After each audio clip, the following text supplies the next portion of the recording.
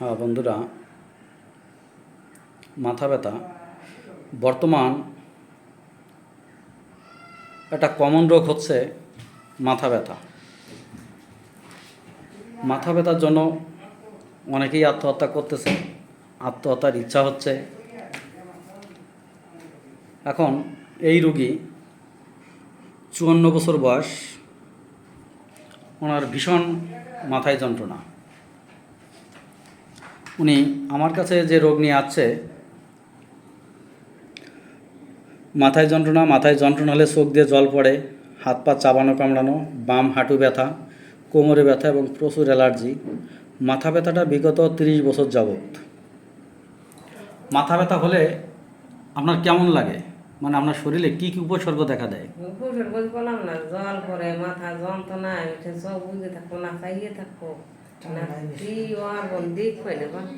তারপরে পরান্ডা ঠেলে কি গলা দিন মরে যাই, ভাবতে না বিষ খাবো না গুল খাবো, মানে ঠিক মনে একটা অস্থিরতা তৈরি হয়।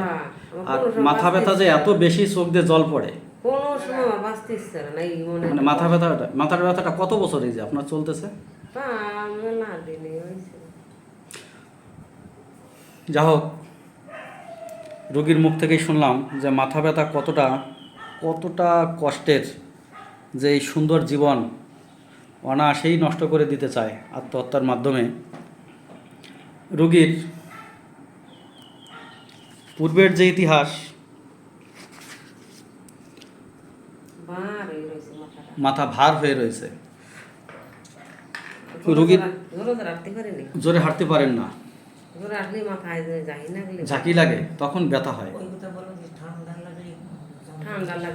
ঠান্ডা লাগলে যন্ত্রণাটা বেশি হয়।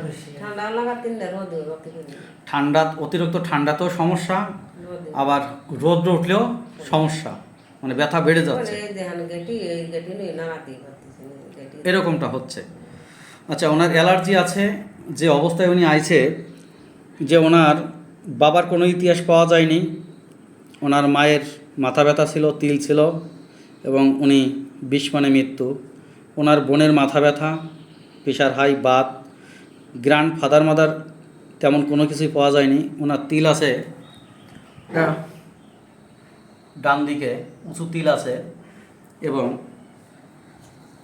রোগী সাইকোটিক এবং সিফিলিটিক মায়াজম বহন করছে।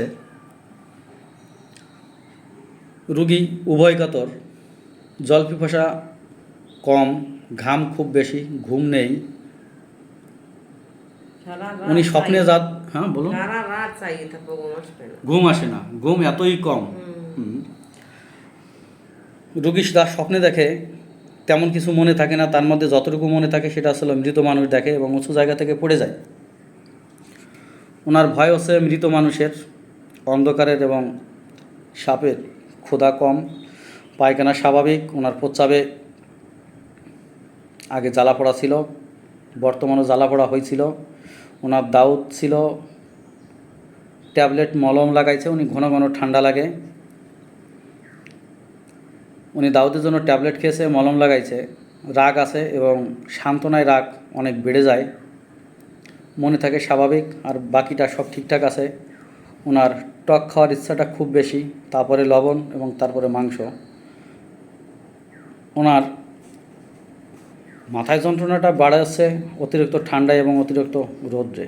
বাত ব্যথা গরমে বাড়ে, আমাবস্যা ও পূর্ণিমায় বাড়ে। এখন আমাদের টোটালি অফ সিমটম, লক্ষণ সমষ্টি যোগ বিয়োগ করে রোগীকে ওষুধ দিতে হবে এবং রোগীকে উপশম নয়, আরোগ্য করে তুলতে হবে। যে আরোগ্য করার পরে উনি একটা সুন্দর জীবন, স্বাভাবিক জীবন, আর 5টা ভালো মানুষের মতো যাতে জীবনযাপন করতে পারে এবং এই ব্যথার যন্ত্রণা থেকে মুক্তি পেতে পারে সারা জীবনের জন্য। পরবর্তী ভিডিও আবার দেখাবো। ধন্যবাদ।